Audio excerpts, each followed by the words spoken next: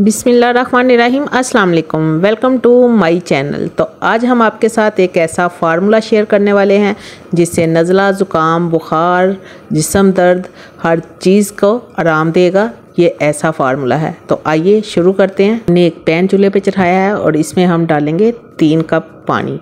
हमें 2 कप कावा बनाना है। तो सबसे पहली चीज़ हम लेंगे मलट्ठी। ये लकड़ी नुमा होती है, जैसे मसवाक होती है। ये बाज़ार से आम मिल जाती है, ये बहुत सस्ती है। तो ये देखें इसके ऊपर कितनी मिट्टी और धूल है। इसको हम धो लेंगे और इसका हाफ हिस्सा हम इसमें डाल देंगे और डालने से पहले डंडे से हम इसको कूट लेंगे। अगर आप एक बार इसको टेस्ट कर लेंगे तो ऐसे लगेगा आपका गला बिल्कुल ठीक हो गया है और ये इतनी जादुई चीज़ है। दूसरी चीज़ हम इसमें डालेंगे 1.5 इंच का दालचीनी का टुकड़ा। और जितनी वायरल इन्फेक्शन होती है, जैसे सर्दी हवा चली तो हमारा गला ख़राब हो गया, ये उसके लिए बेहतरीन है। तीसरी चीज़ हमने लेनी है लौंग। ये जो लौंग है ये भी वायरल इन्फेक्शन से बहुत अच्छे से फाइट करता है। ये भी बहुत ज़बरदस्त है। 3 लौंग हम इसमें डाल देंगे। तीसरी चीज़ है सब्ज़ इलायची। ये 3 हमने सब्ज़ इलायची लेनी है। इससे हमारी सांस का जो मसला होता है, जो सांस उखड़ उखड़ के आती है, खड़खड़ होता है, ये उसको लिए बेहतर है। अगली चीज़ है लहसुन। लहसुन एंटीबैक्टीरियल होता है। ये हमारे गले की और हमारे फेफड़ों की सफाई करता है, हमारी क़ुव्वत मुदाफ़त को बेहतर करता है, जिससे हम बुखार से बच सकते हैं। और अगली चीज़ है सौंठ।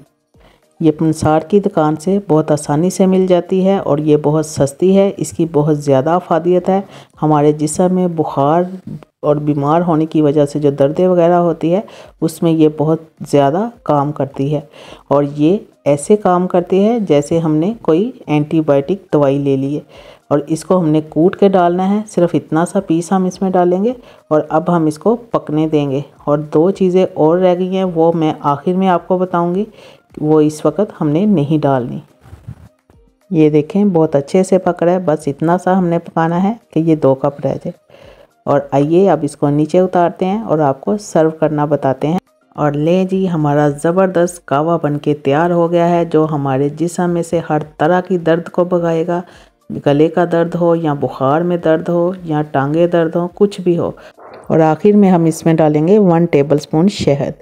और ये इतना टेस्टी कावा है कि आप कहते होंगे कि ये बहुत बदनुमा है, बदज़ैक़ा है। ना, ये बहुत ही मज़े का है।